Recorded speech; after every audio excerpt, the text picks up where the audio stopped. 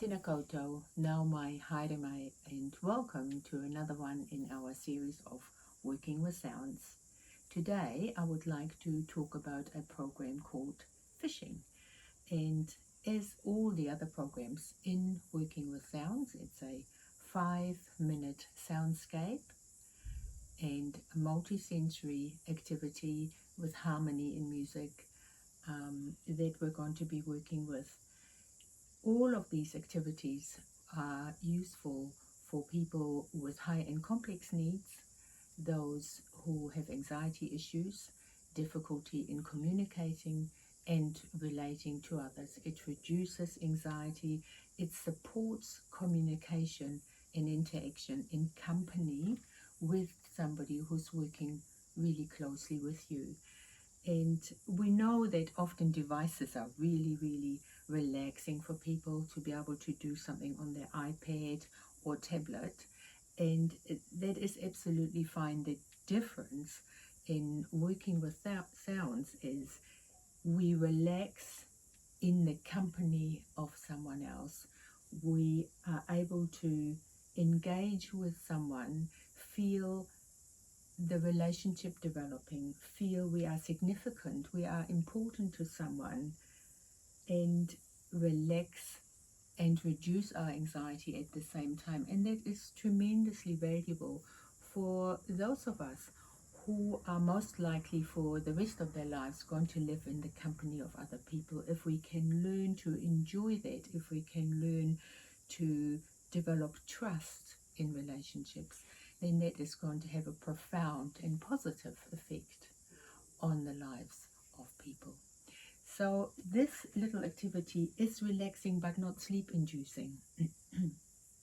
And we call it fishing for two reasons. First of all, we use a piece of lycra that is going to come around the person, so a little bit like a fishing net. But also the music itself reminds you of ocean waves rolling in, so it's particularly relaxing for that.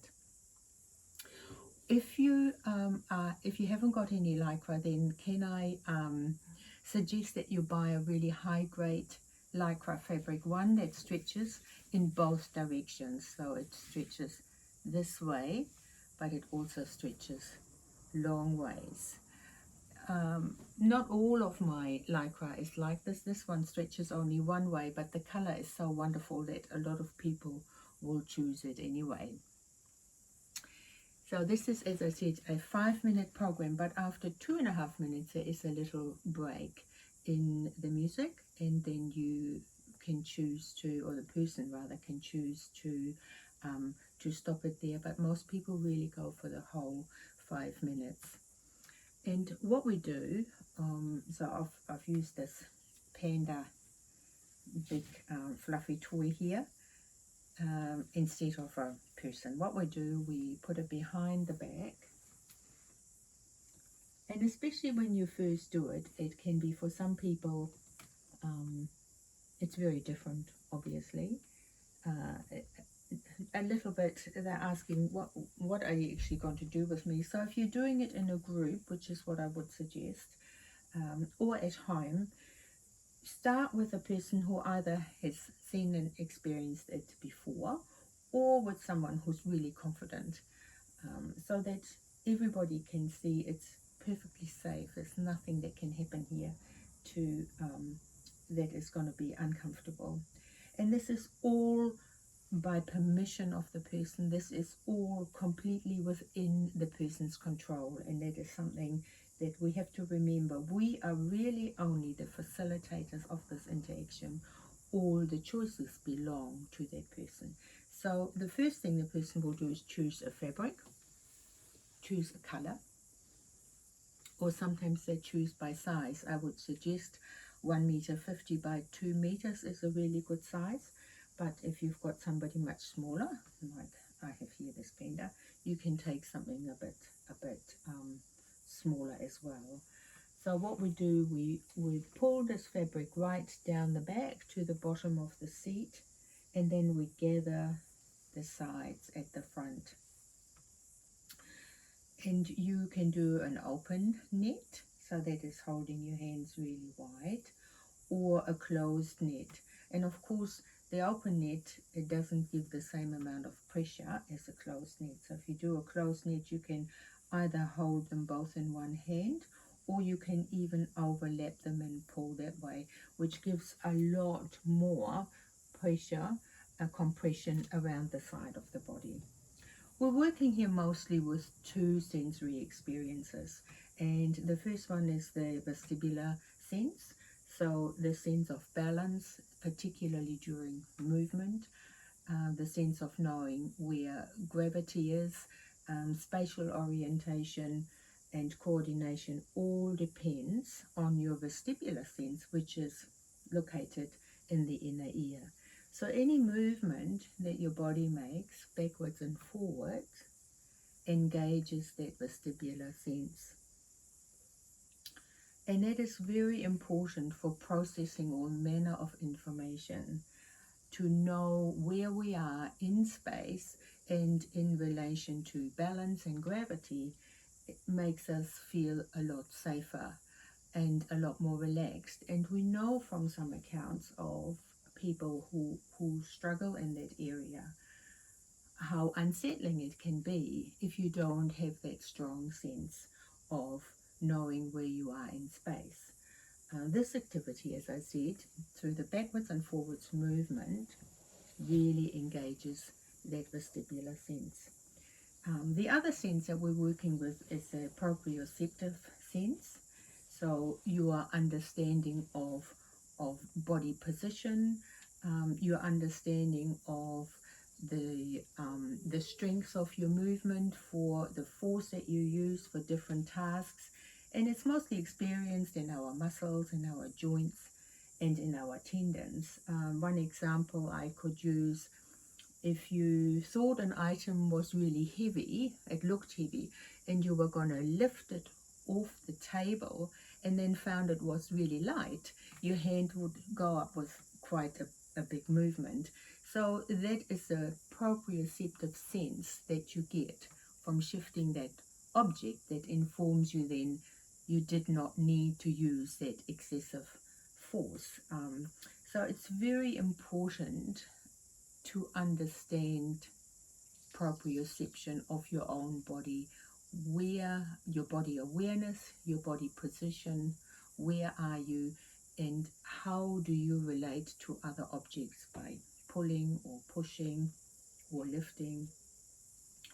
Those two senses, the vestibular and the proprioceptive sense, work together, and it really matters to understand that, and to understand who you are and what you can and cannot do gives you really a greater sense of your own identity, and it is very calming to know that. So therefore, both of these, the proprioceptive sense, of course, is activated very much by the strength of your pulling together of the fabric, where you really can feel, especially around your shoulders, around your arms, around the back, where your body is. And we know from people who have reported that they struggle in this area how important this is, and that's why oftentimes people will seek this kind of pressure. It's just so reassuring.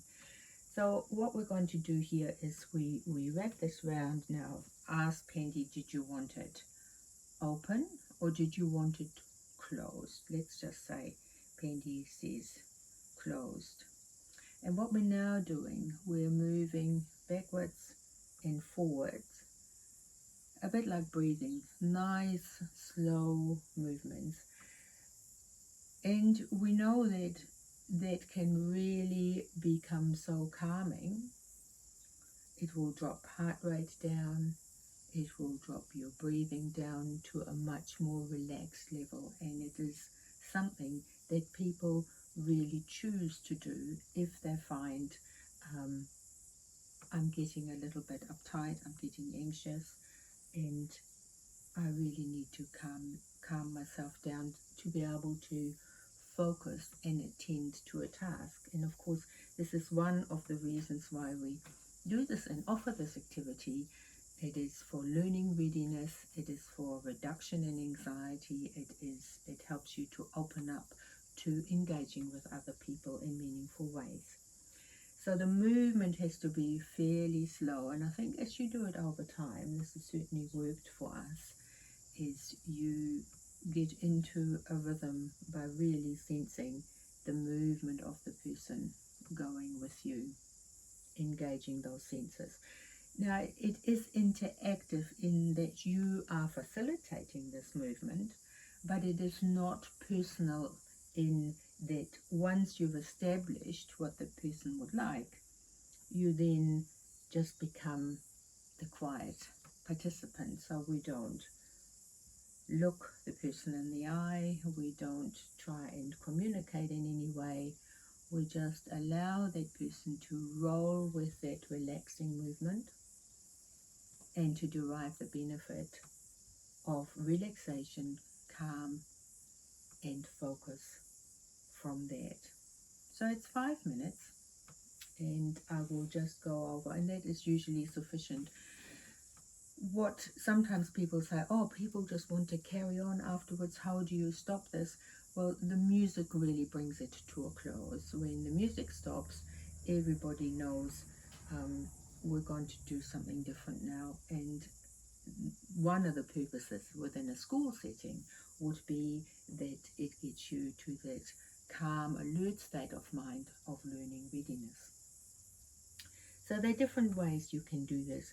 Some people, especially at the beginning, like to have their arms out, because if you have your arms out and ready to respond, you feel you can deal with whatever's coming. And this is really just to learn to understand how safe and how relaxing and beneficial this is.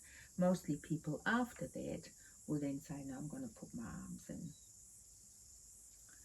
Everybody really will know and sense what is the best movement for them. So whether that is the closed net or the open net, you will find that people do have a real preference.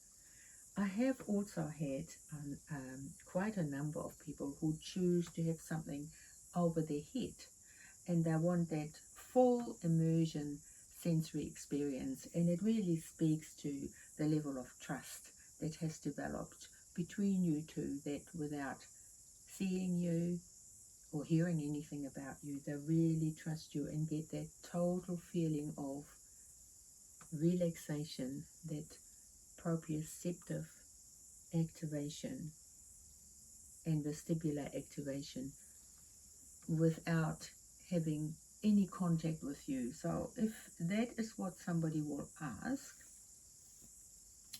then the way to do, and interestingly enough, we had never thought of it, but somebody said, can you please put it over my head? And I thought, well, I will certainly give this a go. So you put it over the head, and what you pull is really the whole side part. You don't actually pull strongly over the head.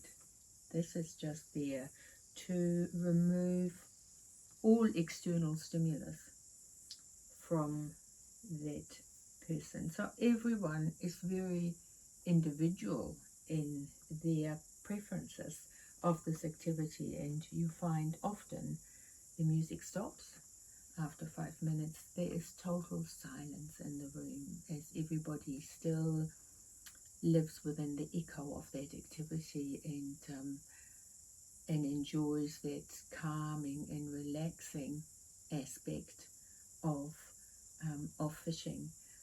It is a multi-sensory activity. You feel, so that it's the touch, it is the sound, it is the color of the fabric that you see, and of course it's both the vestibular and proprioceptive sense that is being engaged.